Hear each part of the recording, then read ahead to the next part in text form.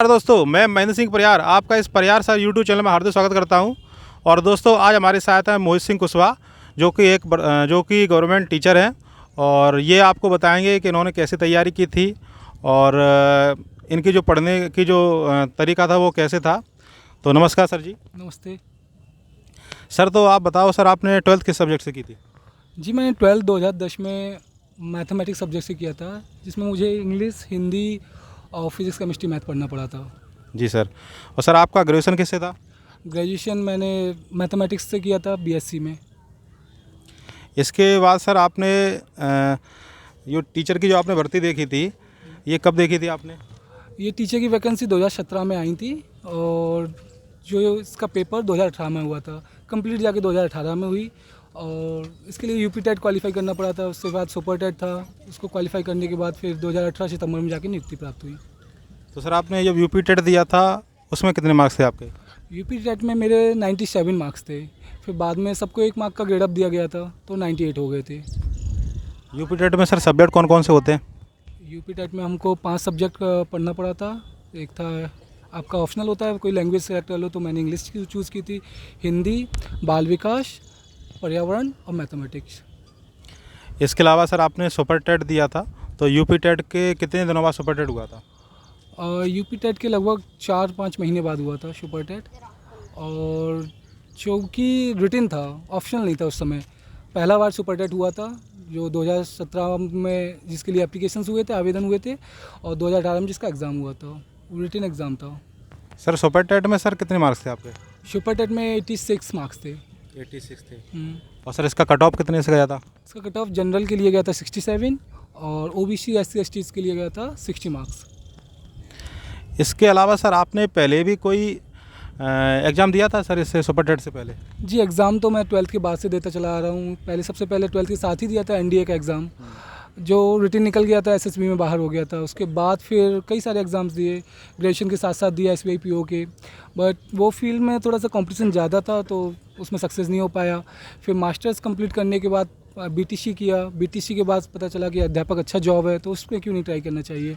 फिर BTC complete हुआ, उसके बाद ही हाल की हाल यूपी टेट आ गया। वो क्वालिफाई करते ही सुपर टेट आ गया। सुपर टेट क्वालिफाई किया तो ज्वाइनिंग मिल गई हमको। सर, सुपर टेट से पहले यूपी टेट देना ही पड़ता क्या? जी बिल्कुल, यूपी टेट मस्ट है। अगर आपको सुपर टेट के बैठना भी है तो आपको यूपी टेट क्वालिफाई करना पड़ेगा। और सर, इसमें क्या एक सी टेट और चलता है? ये सी टेट और यूपी टेट में क्या अंतर होता है? सी टेट जो है वो सेंट्रल गवर्नमेंट कराती है, और जो यूपी टेट अपना होता है वो अपना यूपी स्टेट गवर्नमेंट करवाती है। और इसमें अंतर कुछ नहीं होता है, बेसिकली सब में 150 का वो होता है। बट उसमें पैडागोगी जो होती है सी टेट में, वो 90 मार्क्स की आती है। यूपी टेट में सब स्पेसिफाइड होता है, 30 मार्क्स के 5 पोर्शंस होते हैं, हर सब्जेक्ट 30 मार्क्स का। तो सर, सी टेट देकर भी हम सुपर टेट दे सकते हैं? जी बिल्कुल दे सकते हैं। आपको सी टेट और यूपी टेट में से कोई एक क्वालिफाई करना होता है। एक क्वालिफाई करना। यस। इसके अलावा सर एक क्वेश्चन और है कि अब वैकेंसी सर कब आने वाली हैं? वैकेंसी का, वैसे वैकेंसी अभी रिक्त पद तो काफ़ी हैं, क्योंकि जब हमारी भर्ती हुई थी वो 2018 में हुई थी। उसमें ही लगभग 22,000 पद खाली हो गए थे। फिर उसके बाद एक वैकेंसी और हो गई है 69,000, 69,000 भर्ती। और जब खाली है रिक्त, तो जल्दी से जल्दी वैकेंसी आने की संभावना है। सर, आप जो हुए थे, आपका मतलब जो ज्वाइनिंग हुई थी वो 68,500 वैकेंसी में हुई थी सर। यस, 68,500 और उसके बाद फिर एक 69,000 और निकल चुकी है। आ चुकी तो इसके बाद फिर कितने पद और आने वाले हैं? जी 69,000 में हम हो चुके हैं, 22,000 बचे हैं लगभग। कह सकते हैं अपन वैकेंसी आ गई लगभग 60 to 70,000 पदों पर, क्योंकि काफ़ी पद रिक्त हैं और भी ज़्यादा आने वाले हैं, क्योंकि नए कुछ रिटायर्ड भी हो जाते हैं हर साल, तो पद बढ़ते चले जाते हैं। और इसके अलावा सर अगले साल चुनाव भी है, तो हो सकता है कि जल्दी से जल्दी आ जाए। जल्दी आ जाए। तो इसमें सर पहले ये भी सुनना है कि यूपी टेट पहले होगा कि डायरेक्ट सुपर टेट की जो भर्ती है वो पहले आ सकती है? नहीं, यूपी टेट का तो लिया, अभी आवेदन शायद जून में स्टार्ट किए जाने थे, बट कोरोना के कारण शायद वो और बढ़ गया, एक्सटेंड हो गया। यूपी टेट पहले होगा, उसके यूपी बाद टेट पहले होगा। शायद ज़्यादा बढ़ जाएंगे, तो ज़्यादा लोगों को मौका मिलेगा कि ना वो एलिजिबल हो जाएंगे एग्ज़ाम के लिए। तो यूपी टेट पहले होगा। आपने सर 2018 में पास किया था इसको, यस। उसके बाद फिर आपने कोई एग्ज़ाम दिया था क्या?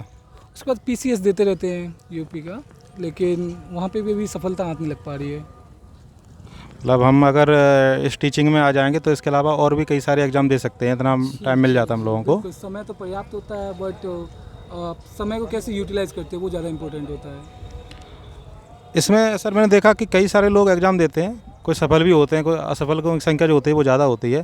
तो एक सफल और असफल व्यक्ति में क्या अंतर होता है? वो ऐसे कौन कौन चीज़ों को पढ़ता है, मतलब कैसे पढ़ने का तरीका कैसा होना चाहिए? वैसे मेरे हिसाब से आजकल क्या है ना, आजकल लोग पहले अपना लक्ष्य निर्धारित नहीं करते हैं। अगर वो एक मोटिव बना ले कि हमें टीचिंग लाइन में जाना है, हमें आर्मी में जाना है, हमें पुलिस में जाना है, तो वो सक्सेस होने के चांसेस ज़्यादा बढ़ते हैं। आजकल लोग वैकेंसीज़ पे ज़्यादा डिपेंड है, जिसकी वैकेंसी आई उसमें फॉर्म भर दिया, उसी के लिए तैयार हो गए।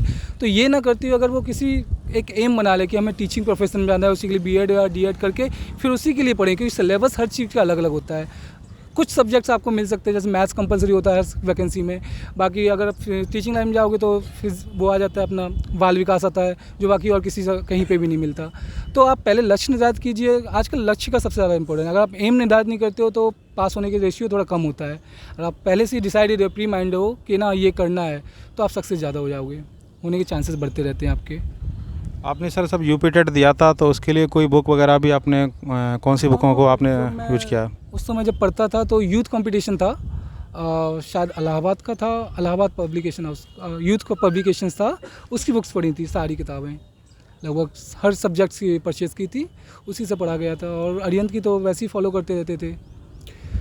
आपने सर जब ये दिया तो आपने सर कोचिंग भी क्या जॉइन की थी क्या कुछ? जी, कोचिंग तो नहीं की थी, मैंने सेल्फ स्टडी की है। मैं कोचिंग बहुत ही कम प्रेफर करता हूँ, सेल्फ चीज़ को ज़्यादा इम्पोर्टेंस देता हूँ, क्योंकि आपको कोचिंग में बस तरीका गाइड करने का तरीका आता है, मेहनत आपको ही करनी है ज़्यादा से ज़्यादा।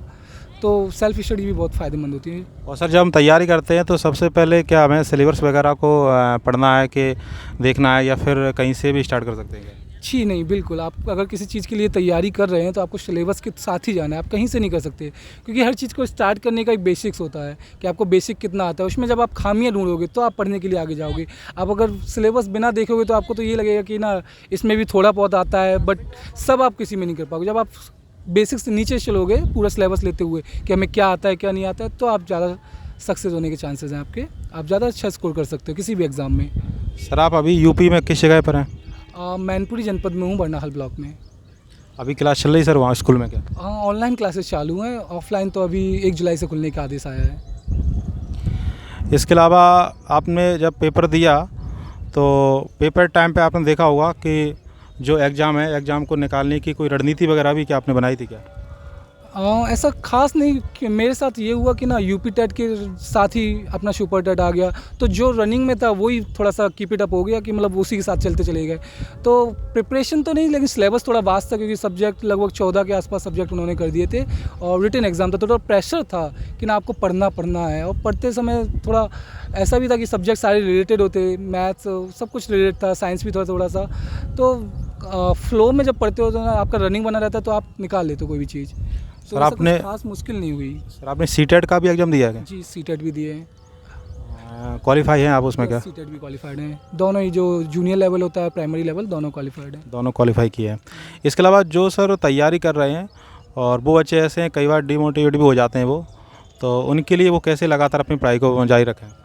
जी, वैसे अगर आप पढ़ रहे हैं और डिमोटिवेशन भी उसी पढ़ने का प्रक्रिया है, आपको कई सारे उतार चढ़ाव मिलते हैं ज़िंदगी में, मतलब पढ़ते समय भी यही सेम चीज़ होता है। तो मेरा उनसे बस ये कहना है कि ना आप, एक वो डायलॉग है एक फ़िल्म का कि ना हार से मत हारो, हार को हराओ। तो वही कहना कि आप ना डरो मत इन चीज़ों से, ये सब चीज़ें आते रहते हैं, आप बस अपनी मेहनत पे ध्यान करो। आप मेहनत करोगे, आप सक्सेस ज़रूर होगे। मतलब अगर हम लगातार मेहनत करते रहेंगे तो सफलता निश्चित रूप से मिल जाएगी। तो सर अंतिम प्रश्न है, जो भी हमारे अभ्यर्थी देख रहे हैं, जो भी हमारे दर्शक देख रहे हैं, कि उनके लिए आप क्या कहना चाहते हैं जिससे वो भी एग्ज़ाम निकालें और गवर्नमेंट जॉब में पहुँचें? टीचर अगर बनना है तो टीचर बन जाए वो। जी, उनसे मेरा बस यही कहना है कि ना आप, शायद एक बहुत ही फेमस लाइन है कि ना, कौन कहता है कि आसमान में सुराग नहीं हो सकता, एक पत्थर तो आज तबीयत से उछालो यारो। तो आप मेहनत करते रहो, आप ज़रूर सक्सेस होगे। इसके अलावा आप थोड़ा सा जो अपना एक्सीलेटर नहीं होता, जैसे अपन किसी चीज़ को ना बढ़ाने के लिए एक्सीलेटर देते, तो वो अभी वो वही समय चल रहा है कि वैकेंसीज आने वाली हैं। कोरोना पीरियड के बाद लगातार कुछ ना कुछ वैकेंसी आनी है।